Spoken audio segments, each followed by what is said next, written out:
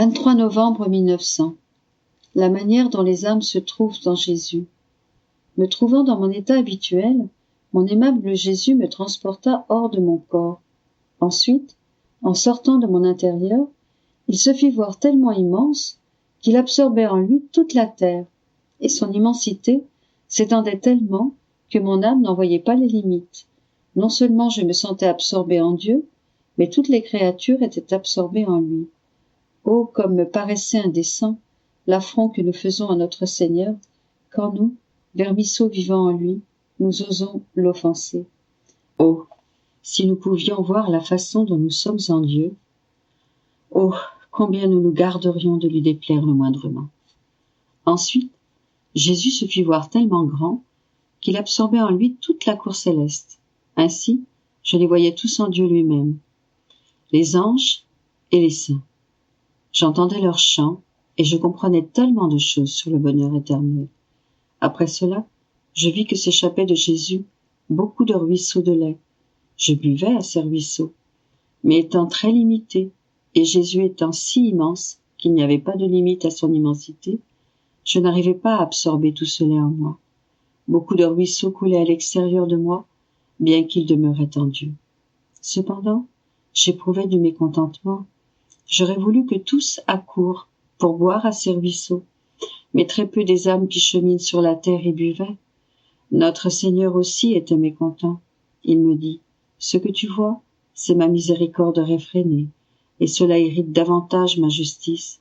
Comment ne dois-je pas faire justice quand il freine ma miséricorde ?» Et moi, en lui prenant les mains, je les lui serrai ensemble en disant, « Non, Seigneur, tu ne peux pas faire justice. Je ne le veux pas. Et si moi, je ne le veux pas, tu ne le veux pas non plus. Parce que ma volonté n'est plus la mienne, mais la tienne. Ma volonté étant la tienne, tout ce que je ne veux pas, tu ne le veux pas non plus.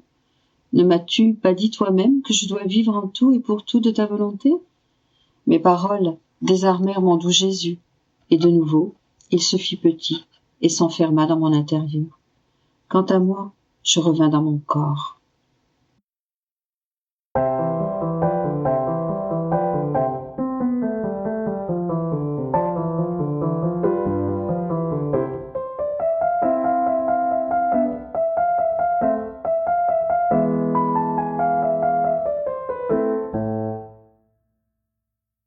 « 23 novembre 1903. Aucune beauté n'égale la souffrance pour Dieu seul. » Je me sentais impressionnée par ce que j'ai écrit ci-dessus, en me demandant si cela est bien conforme à la vérité. Ainsi, aussitôt que j'ai vu Jésus béni, je lui ai dit, « Seigneur, ce que j'ai écrit n'est pas correct. Comment, par la simple souffrance, peut-il en être ainsi ?» Il me répondit, « Ma fille, ne sois pas étonnée. En effet, aucune beauté n'égale la souffrance pour Dieu seul. 2 flèches s'échappent de moi continuellement. Une première part de mon cœur, c'est une flèche d'amour qui blesse tous ceux qui sont sur mes genoux, c'est-à-dire ceux qui sont dans ma grâce. Cette flèche blesse, mortifie, guérit, afflige, attire, révèle, console et prolonge ma passion et ma rédemption pour ceux qui sont sur mes genoux. L'autre flèche provient de mon trône, et je la confie aux anges qui, comme mes ministres, la font voler vers toutes sortes de gens, les châtiant et les excitant à la conversion. Pendant qu'il disait cela, il partagea ses souffrances avec moi en me disant, « Toi aussi tu participes à ma rédemption. »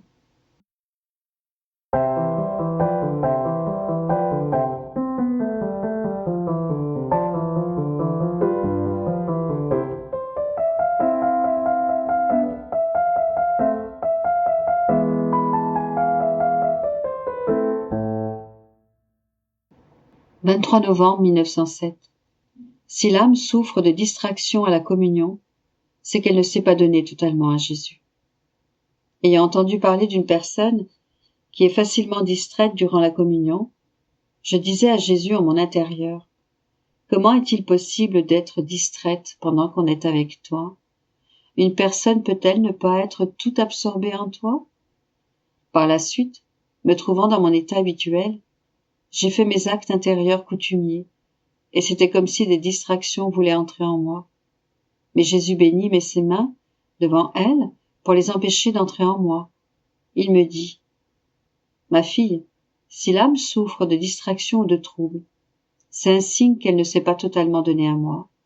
En fait, si l'âme s'est totalement donnée à moi, puisqu'elle est totalement mienne, je sais comment garder sous bonne garde mon cadeau.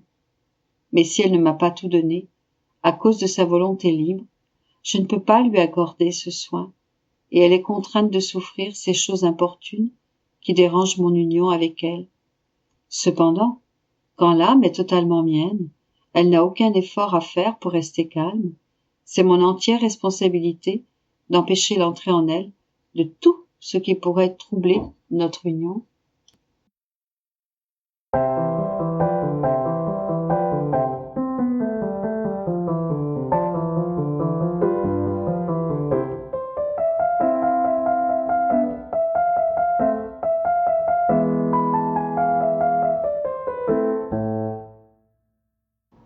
« 23 novembre 1910.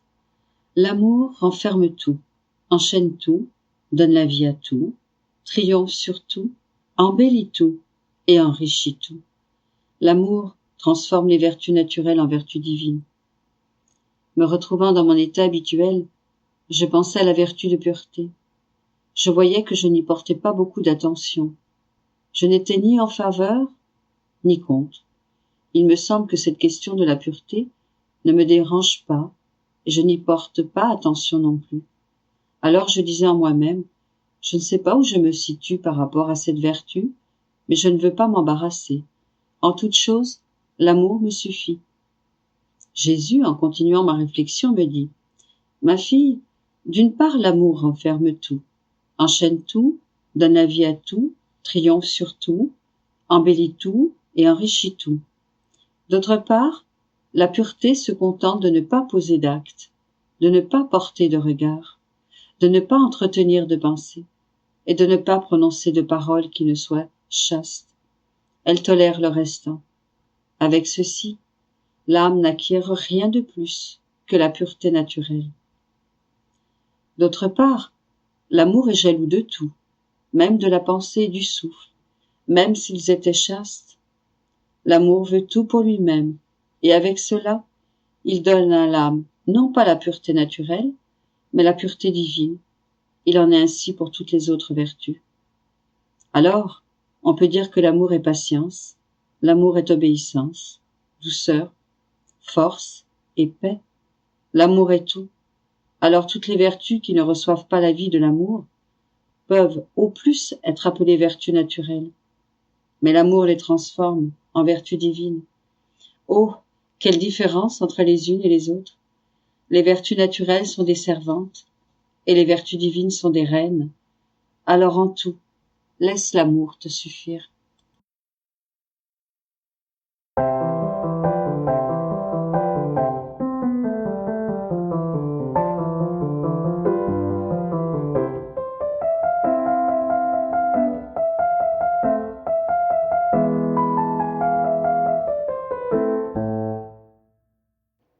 « 23 novembre 1924. De même que Dieu nous donne l'air naturel pour la vitalité de notre corps, ainsi, il nous donne sa divine volonté comme air pour la vitalité de notre âme. Je poursuis dans mon état de privation de Jésus avec la grande amertume qui l'accompagne. S'il se laisse parfois entrevoir dans mon intérieur, il se montre tout pensif et taciturne.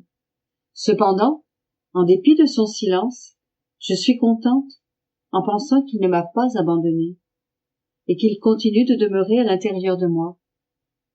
Quand ma pauvre âme est sur le point de succomber, le fait de le voir me ranime un peu, comme une rosée bienfaisante. Mais pourquoi? Pour que je retourne à mon dessèchement et que je me sente mourir de nouveau. Ainsi, je suis toujours entre la vie et la mort. À un moment où j'étais ainsi plongée dans l'immense mer de mes souffrances de l'avoir perdu, mon doux Jésus bougea en moi. Comme il se montra en état de prière, je me joignis à lui pour prier. Puis, il me dit: Ma fille, quand j'ai créé l'homme, j'ai placé autour de lui, pour la conservation de sa vie, l'air, pour son corps, et l'air pour son âme. L'air naturel pour le corps et l'air de ma volonté pour son âme. Comme tu le sais, l'air naturel a la vertu de permettre à l'homme de respirer et de promouvoir dans toute la nature la végétation et la fraîcheur. Ainsi, même si on ne le voit pas, l'air préside à la vie de chaque être créé. Tous ont besoin de lui. Il agit partout, jour et nuit. Il favorise les battements de cœur, la circulation du sang, tout. Mais sais-tu d'où il tire une telle vertu? C'est Dieu qui lui a donné toutes ces prérogatives. Comme la nature a besoin de l'air naturel pour sa préservation, l'âme a aussi besoin d'air. Pour l'âme, c'est ma volonté elle-même qui constitue son air, ma bonté n'ayant voulu pour elle aucun autre air, de telle façon que toute la substance et tous les biens de ma volonté puissent la pénétrer en profondeur et lui apporter la divine nourriture, la céleste végétation et tous les biens célestes. Il devait y avoir émulation entre le corps et l'âme. Le premier en respirant l'air naturel et l'autre en respirant l'air de ma volonté. Mais il y a de quoi pleurer. Si les créatures sentent le manque d'air naturel, elles font tout pour s'en procurer. Au besoin, elles escaladent de hautes montagnes. Quant à l'air de ma volonté, les créatures ne lui accordent pas une pensée et ne sentent aucun regret d'en être privées.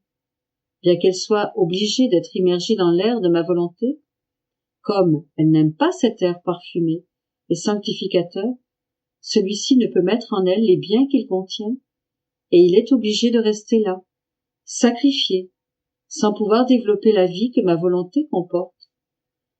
Par conséquent, ma fille, si tu veux que ma volonté accomplisse en toi ses desseins, je te recommande de toujours respirer l'air de ma volonté, de telle sorte que la vie divine se développe en toi et que tu atteignes le véritable objectif pour lequel tu as été créé.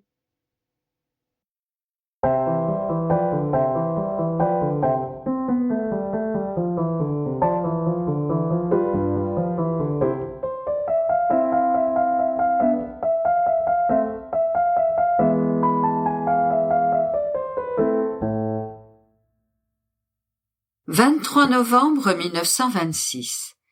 Menace de châtiment. Comment celles qui vivent dans la divine volonté forment le vrai soleil. De quoi est formé ce soleil? J'étais dans mon état habituel et mon aimable Jésus se fit voir en moi. Le visage penché, hors de ma poitrine, les yeux étincelants de lumière et regardant au loin. Dans cette lumière, je pouvais voir moi aussi des rivières débordantes, des mers envahissant leurs rivages, des bateaux emportés, des villes submergées, des ouragans balayant tout, et beaucoup d'autres mots qui, alors qu'ils semblaient se calmer en certains points, reprenaient leur furie en d'autres. Oh, qu'il était effrayant de voir l'eau, le vent, la mer, la terre, armés par la divine justice, frapper les pauvres créatures. Je priais alors, mon très grand bien, de s'apaiser et de retirer l'ordre de faire justice qu'il avait donné à ces éléments. Et mon doux Jésus, jetant ses bras autour de mon cou, me serra très fort contre lui et me fit sentir sa justice. Ma fille, je suis à bout. Il faut que ma justice suive son cours. Toi, ne t'inquiète pas de ce que tu vois, mais occupe-toi plutôt du royaume de mon fiat éternel. Toujours affligée à cause des grands maux qui vont arriver, je m'abandonnais dans l'adorable volonté de mon Jésus. J'y enfermais toutes les pensées, les regards, les paroles, les œuvres, les pas et les battements de cœur, afin que tous puissent aimer et demander de concert avec moi que le royaume du fiat suprême puisse venir et être bientôt établi dans les générations humaines. Et mon Dieu bien-aimé, reprenant la parole, ajouta : « Ma fille, la vie dans ma volonté forme le vrai soleil, entre le ciel et la terre. Ces rayons investissent chaque pensée, regard, parole, œuvre et pas, et en les reliant avec sa lumière, il forme avec eux une couronne autour de lui, en la gardant fermement pour que rien ne puisse en sortir. Ces rayons montent et investissent le ciel tout entier. Tous les bienheureux, et les tenant tous dans sa lumière, ne laissent rien sortir, afin que, triomphant, le soleil puisse dire « Je contiens tout, rien ne manque des œuvres de mon Créateur et de ce qui lui appartient. Avec mes ailes de lumière, je recouvre tout, j'embrasse tout, je triomphe de tout, même de mon Créateur éternel, parce que dans la lumière de sa volonté, il n'y a rien qu'il veuille et que je ne lui apporte pas. Il n'y a pas un seul acte que je ne fasse pour lui. Il n'y a pas un amour que je ne lui donne. Avec mes ailes de lumière, que mon fiat éternel m'administre, je suis le vrai roi qui, investissant toute chose, domine sur tout. Qui peut résister aux rayons du soleil ou s'en libérer lorsqu'il est à l'extérieur? La puissance de la lumière est irrésistible. Là où elle s'étend, personne ne peut échapper à son toucher qui imprime gentiment ses baisers de lumière et de chaleur, et, triomphant, les garde investis sous l'impression de sa lumière. Il peut y avoir des ingrats qui ne font pas attention à cette lumière et ne disent même pas merci. Mais la lumière ne s'en préoccupe même pas. Elle remplit sa fonction de lumière et continue à donner fermement le bien qu'elle possède. De plus, le soleil de ma volonté n'est pas comme le soleil que l'on peut voir dans la voûte des cieux, dont la sphère de lumière est limitée. Si cette sphère était grande au point de former un deuxième ciel, la Terre, en tournant, verrait toujours son soleil, et par conséquent, il n'y aurait jamais d'obscurité et de nuit sur la Terre. Et tout comme la Terre ne perd jamais de vue le ciel qui s'étend partout, elle ne perdrait jamais de vue le soleil, et il ferait jour continuellement sur la Terre. La sphère du soleil de ma volonté n'est pas limitée, et possède par conséquent le plein jour. La créature qui vit en elle embrasse tous les temps, toutes les générations, et investit tous les actes. Elle forme un seul acte, un seul amour, et une seule gloire pour son Créateur. Mais sais-tu de quoi est formé ce soleil de ma suprême volonté? Mes attributs sont les rayons de ce soleil, qui, bien que différents entre eux, dans leur qualité et leur fonction, sont lumière dans leur substance. Et ma volonté est la lumière combinée qui assume ensemble toutes ces lumières et est la directrice de tous mes attributs. Ainsi, lorsque les créatures méritent d'être frappées, je dirige le rayon de ma justice, et prenant la défense de mes droits, il frappe les créatures.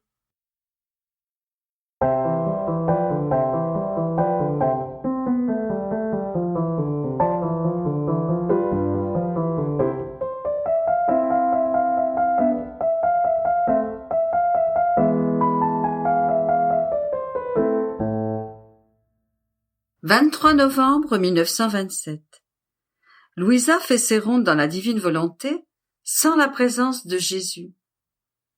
Celui qui ne fait pas régner en lui la divine volonté vole Dieu de ses biens.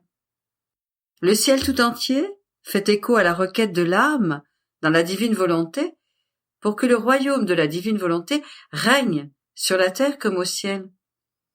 Demander le royaume de la divine volonté, c'est demander les œuvres intérieures de Dieu, la destruction du péché, et ce n'est pas seulement demander le salut, mais la sanctification divine des créatures. Mon abandon dans le divin fiat est ma vie, mon soutien, mon tout. Mon doux Jésus se cache toujours plus, et je reste seule avec cette volonté si sainte, si puissante, qu'à chacun de ses mouvements, elle fait jaillir d'elle-même des mers de lumière, qui forment une infinité de vagues lumineuses. Ma petitesse s'y perd, bien qu'elle comprenne que j'ai beaucoup à faire pour suivre les actes innombrables de cette volonté, dans une mer aussi vaste. Et tout en me perdant dans ce divin fiat, je me disais, oh, si j'avais avec moi mon doux Jésus, qui connaît tous les secrets de sa volonté, je ne serais pas perdue, et je suivrais mieux ses actes infinis. J'ai l'impression qu'il ne s'occupe plus de moi, comme avant, bien qu'il me dise que ce n'est pas vrai. Mais je constate ce qui est, et les paroles sont sans valeur devant les faits. Ah, Jésus, Jésus, je ne m'attendais pas de ta part à ce changement qui me fait ressentir une mort continuelle. Plus encore, tu sais que me laisser seule sans toi finit par me coûter plus que la vie. Mais alors que je pensais à tout cela, mon Jésus se manifesta en moi et me dit, « Ma fille, ma petite fille, pourquoi as-tu peur?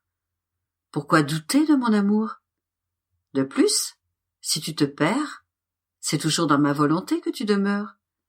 Et je ne tolère pas que tu t'écartes d'un seul pas de ses limites. Non, non, la petite fille de ma volonté sera toujours dans ses bras. Et comment puis-je ne pas t'aimer lorsque je vois que mon fiat a en toi la primauté sur tous tes actes? Je ne le vois pas en danger, comme dans les autres créatures, suffocant au milieu de leurs actes parce qu'elles ne lui donnent pas la primauté. Mon fiat est toujours en danger parmi elles.